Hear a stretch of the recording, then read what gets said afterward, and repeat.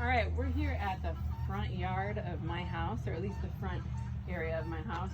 The long-term vision here is to have this whole space be wood chipped and no grass, because it's just, our mower's been broken a couple weeks and the grass just invades everywhere and we are so tired of mowing here. So we installed the first 2/3 of this space this year.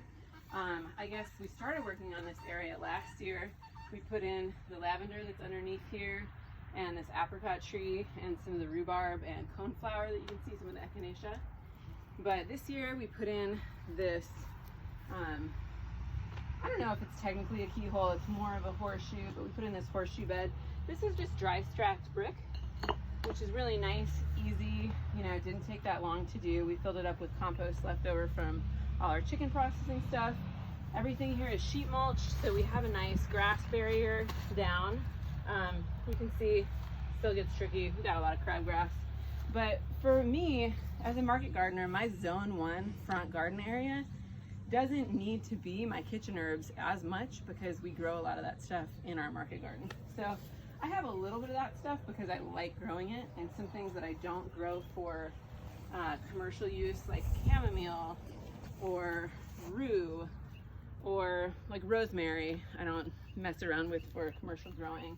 Lemon thyme, just some different kind of fun stuff. There's some curry leaf back here, a big lemon verbena here. So this is just kind of some fun kitchen herbs, all perennial. And then over here, my personal zone 1 is where I allow myself to play around with fun annual stuff. So, you know, I've got petunias and fuchsias, which remind me of my grandmother, and lemongrass, which perennializes some places but won't here because it's a little too chilly. And then I've got more perennial herbs plugged in. I've got sages, different kind of chamomile. I've got mints in pots, so I've got one there, and a little variegated one on the other side of the lavender over there. But I do that, and I do that with my lemon balm too, so that they don't spread and take everything over. So I just kind of dug down into the wood chips, put that pot in there, and then I water it and it stays a little more moist. This is a lime tree that we've had since, I don't know, before we were married. So this is like, we've had this in this pot for like 8 years or something like that.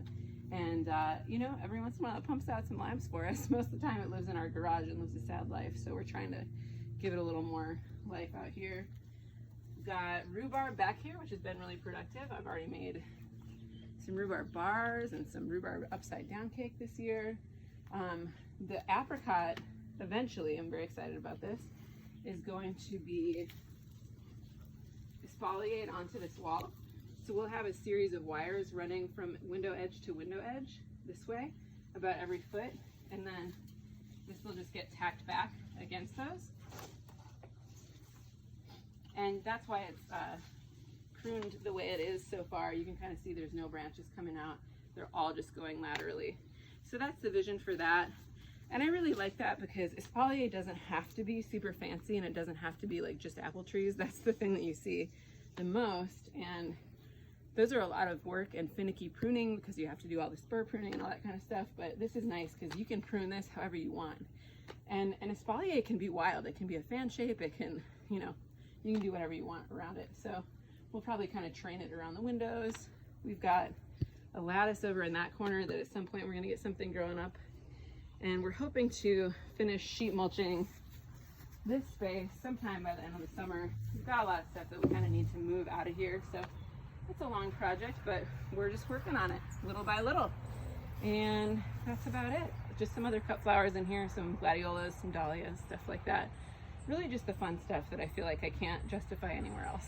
So welcome to our front yard.